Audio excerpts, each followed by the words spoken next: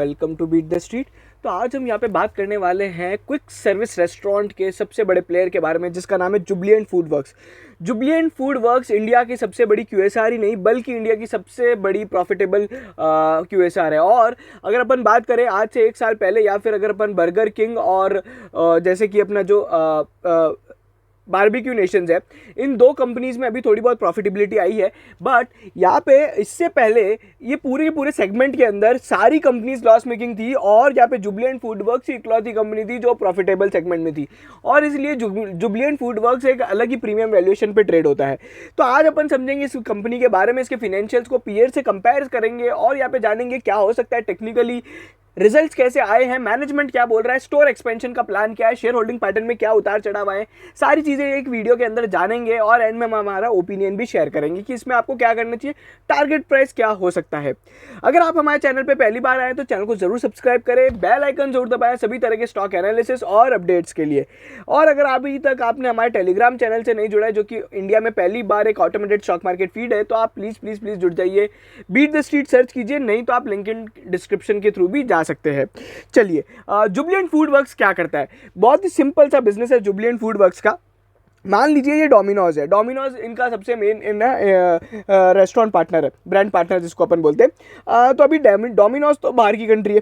अब डोमिनोज क्या करता है, ठेका दे देता है। देखो मैं एकदम है ना हिंदी और सादी भाषा में बताऊंगा। They give a contract to यहाँ पे जुबिलिएंट फूड वर्क्स कि आप इंडिया के अंदर या फिर जो भी इनके अदर लोकेशंस है, कि यहाँ पे आप केवल आप ही यहाँ पे बनाओगे और आप ही सब कुछ करोगे, आप ही मटेरियल लाओगे, आप ही करोगे। हमारा यहाँ पे शेफ्स वगैरह रहेंगे, हमारी मशीन्स रहेंगी, टेस्ट वगैरह वो सब हम बताएंगे आपको कैसे बनाना है, और आप हमें बदले में केवल रॉयल्टी पे करोगे। ठीक है, तो जुबिलिएंट फूड वर्क्स जितना भी सामान बेचती है उसका यहाँ पे कुछ ना कुछ अमाउंट यहाँ पे इन सभी कंपनीज को एज ए रॉयल्टी दिया जाता है। ठीक है, ये इनके लिए काम करती है। और रेस्टोरेंट्स वगैरह और जो भी सब चीज़ें होती है ना, ये खुद की ओनरशिप में होती है और इनको थोड़ी बहुत अपनी डिपॉजिट वगैरह रखनी पड़ती है।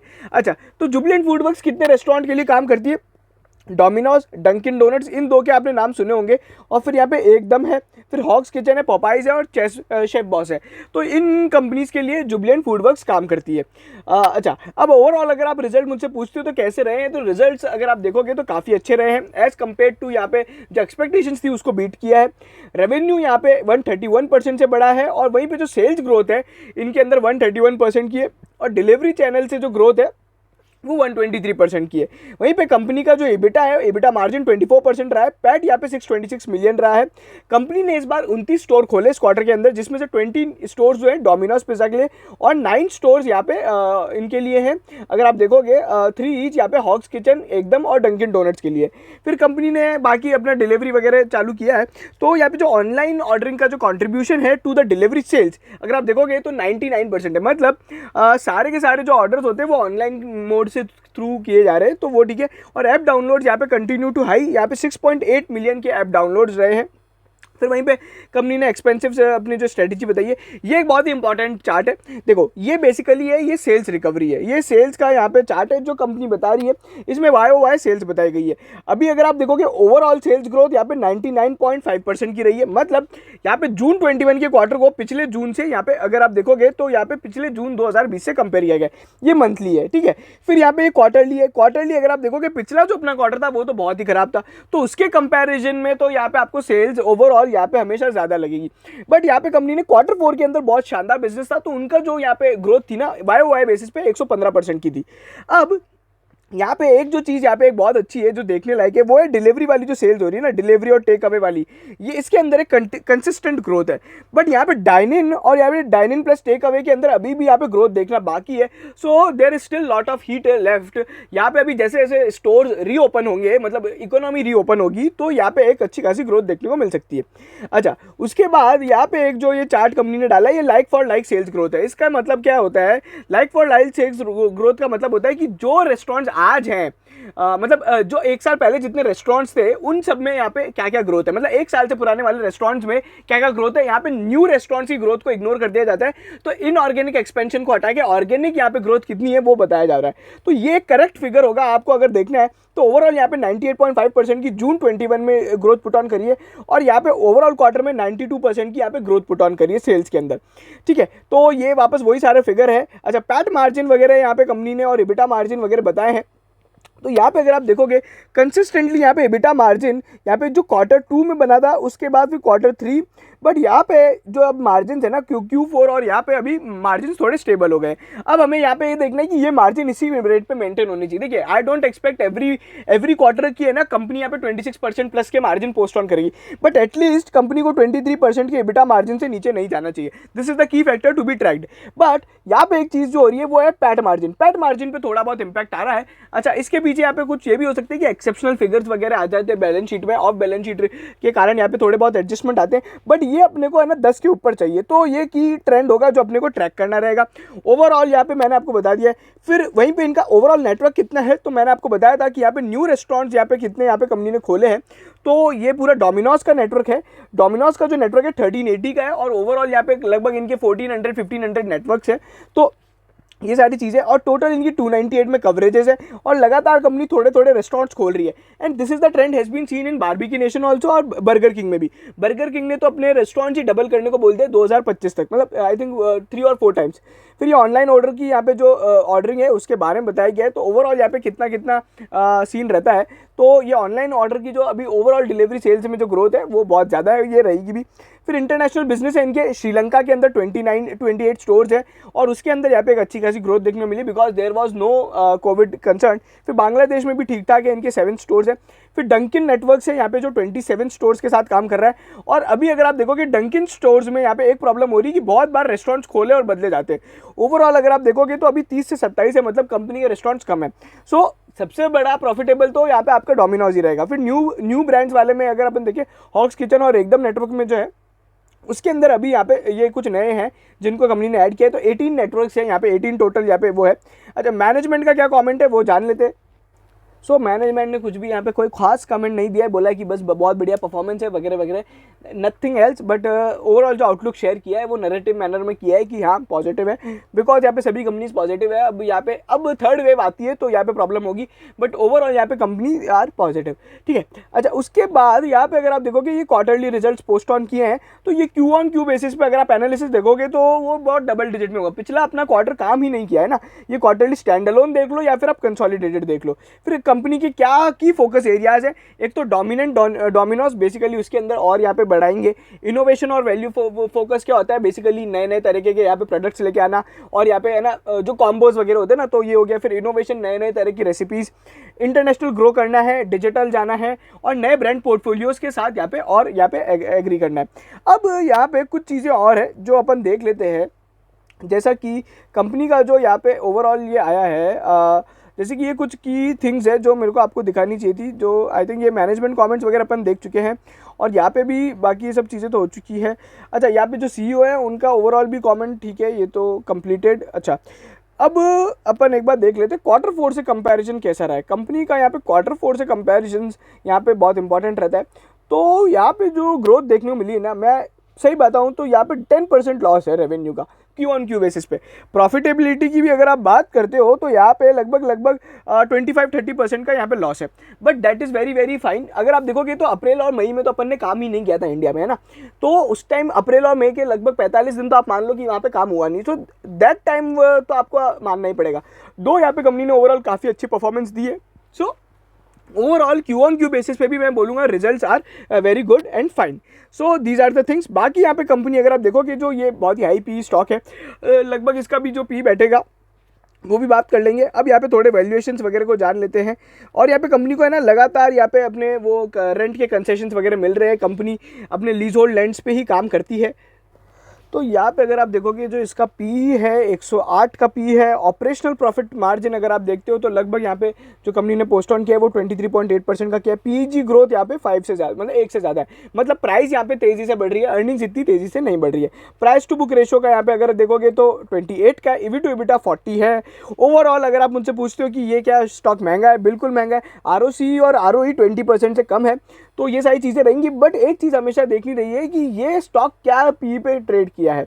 अगर आप देखोगे एक साल के अंदर जो इसने ट्रेड किया है वो लगभग 280 से 380 के पी पे ट्रेड किया, और अभी यहाँ पे करंटली ये 180 के पी पे ट्रेड कर रहा है। अच्छा, ये क्या इम्पैक्ट है एकदम से यहाँ पे कैसे पी कम हो गया, तो ये बेसिकली है ना रिजल्ट वगैरह के कारण इम्पैक्ट आता है, तो एकदम से आपको पी बहुत अजीब दिखेगा। तो ये सारी चीज़ें हो रही है। तो यहाँ पे पी तो इसका यही रहा है, ठीक है। आपको अभी इसमें लगाना हो तो लगाओ, बाकी यहाँ पे क्या होता है कि ये वैल्यू क्रिएशन तो इसने करी है। अच्छा, जुबलिएंट का यहाँ पे अगर अपन कंपैरिजन करें पीरियड से, तो मैं लेके चलता हूँ बर्गर किंग पे। बर्गर किंग में और बारबेक्यू नेशंस है जो यहाँ पे आप कंपेयर कर सकते हो। जैसे कि कॉफी डे एंटरप्राइज है, वेस्टेड लाइफ डेवलपमेंट है, ये सभी एक तो लॉस मेकिंग कंपनीज है। अगर आप देखोगे इनके पैट यहाँ पे नेगेटिव है ना, ये पैट इनके नेगेटिव है। और अगर आप इनका ओपीएम मार्जिन देखोगे बहुत कम है।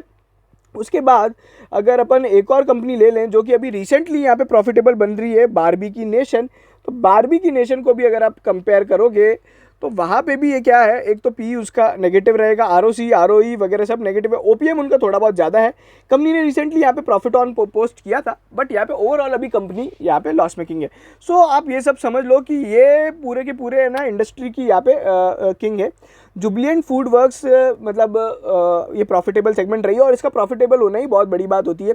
ओवरऑल यहाँ पे प्रोमोटर्स का जो स्टेक है वो लगभग काफ़ी टाइम से सिमिलर रहा है, 41.94%।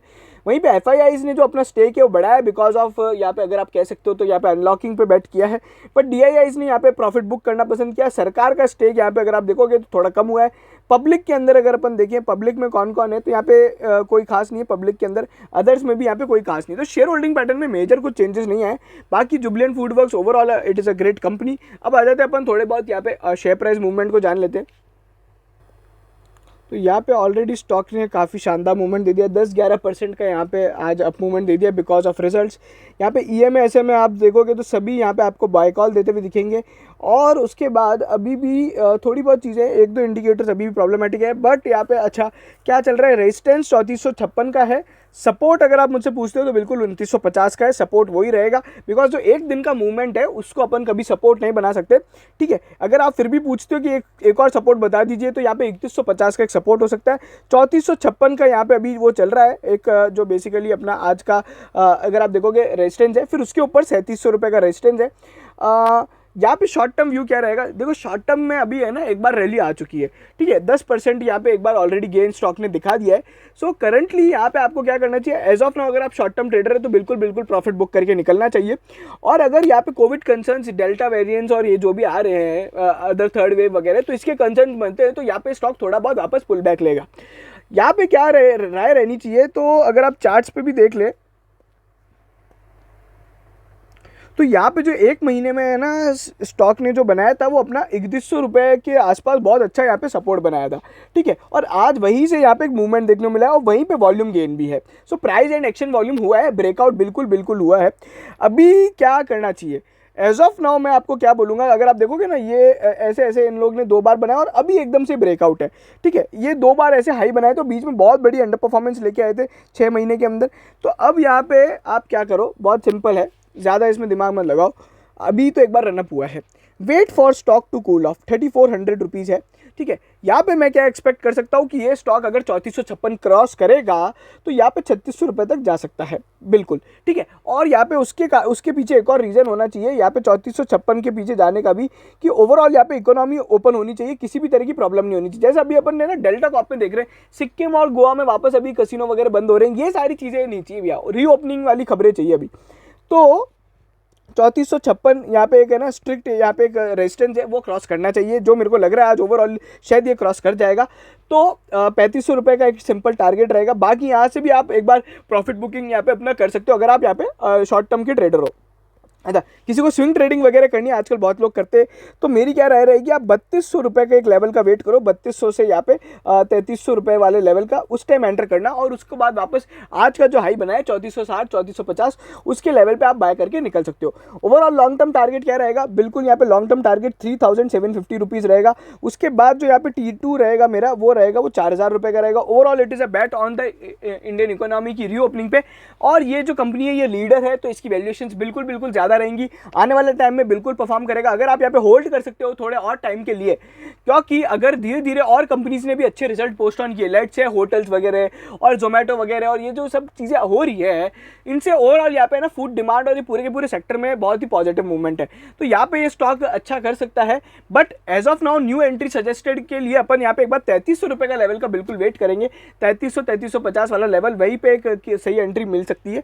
तो ये था मेरी राय। बाकी यहाँ पे आप बिल्कुल इसको होल्ड होल्ड करके रख सकते हैं। पुराने लोगों ने जिन्होंने भी 3000 से पहले के भाव पे अगर यहाँ पे ले रखा है, 3000 या फिर है ना 2900 से पहले, वो आराम से होल्ड करे। यहाँ पे अब आपके पास मार्जिन ऑफ जो सेफ्टी बन गया वो 10-15% का बन गया है। तो ओवरऑल यहाँ पे एक अच्छी यहाँ पे दिखने को मिलेगी। और धीरे धीरे यहाँ पे जो रेस्टोरेंट ओपनिंग्स होंगी और वो सब चीज़ें हो रही है, तो उसका यहाँ पे की बेनिफिशियरी बिल्कुल जुबिलेंट फूडवर्क्स है। So this was my analysis on Jubilant FoodWorks. Hope आपको ये पसंद आया हो। आज हमने 15 मिनट की वीडियो में सारी चीज़ें डिस्कस कर ली, शेयर होल्डिंग पैटर्न, टेक्निकल वगैरह, और सब चीज़ों के बाद यहाँ पे आपको पूरा बिजनेस भी समझ में आ गया है, सब फिनेंशियल्स वगैरह भी। तो अगर आपको ये पसंद आया तो प्लीज़ चैनल को सब्सक्राइब करो, लाइक करो, शेयर करो जुबिलेंट फूडवर्क्स के शेयर होल्डर्स के साथ। और आप हमें टेलीग्राम पे बिल्कुल ज्वाइन कर सकते हैं, ताकि आपको जुबिलेंट फूडवर्क्स के मैनेजमेंट कॉन कॉल और यहाँ पे ब्रोकरेज रिपोर्ट जो भी आज आई है जुबिलेंट फूडवर्क्स पे, वो आप यहाँ पे वहाँ पे देख सकते हैं। अच्छा, ओवरऑल आप मुझसे पूछते हैं ब्रोकरेज का क्या राय है। देखो, ब्रोकरेजेस क्या करते हैं, रिजल्ट अच्छे है ना तो टारगेट बढ़ा देते हैं, रिजल्ट खराब आए तो टारगेट घटा देते हैं। तो अभी आप रिजल्ट अच्छे आए तो बिल्कुल टारगेट यहाँ पे दे रखे हैं। 4000, 5,000 रुपए तक के भी टारगेट दिए गए हैं। सो ब्रोकरेजेस में तो आपको क्या करना चाहिए, उनकी जो रिपोर्ट आती है, वो जो टारगेट प्राइस को मत फॉलो करो, उसमें जो रिपोर्ट में जो चीज़ें लिखी हुई होती है, भले आप कहीं पे भी रिपोर्ट पढ़ो, PDF में पढ़ो, मनी कंट्रोल पे पढ़ो, ET पे पढ़ो, वहाँ पे क्या वो क्या सोच रहे हैं, क्या उनका बेसिस है। कोई टारगेट 4000 का दे रहा है तो क्या बेसिस है, वो अपने को यहाँ पे ना ट्रैक करना होता है। सेम सेल्स ग्रोथ जो होती है, SSG ग्रोथ जो होती है, सेम स्टोर सेल्स ग्रोथ जो होती है, उसे ट्रैक करना है। एबिटा मार्जिन्स को ट्रैक करना है इस बार। और यहाँ पे रेवेन्यू ग्रोथ में यहाँ पे अपन बिल्कुल फोकस रखेंगे, अगले वाले क्वार्टर में क्या बिजनेस करते हैं, तो ये कुछ की ट्रेंड्स होंगे। और न्यू स्टोर ओपनिंग्स कितनी होती है और नई कोई ब्रांड पार्टनरशिप करता है क्या, तो ये सारी चीज़ें अपने को देखने के लिए रहेंगी। ओवरऑल ये भी कंपनी अच्छी है। Thank you so much.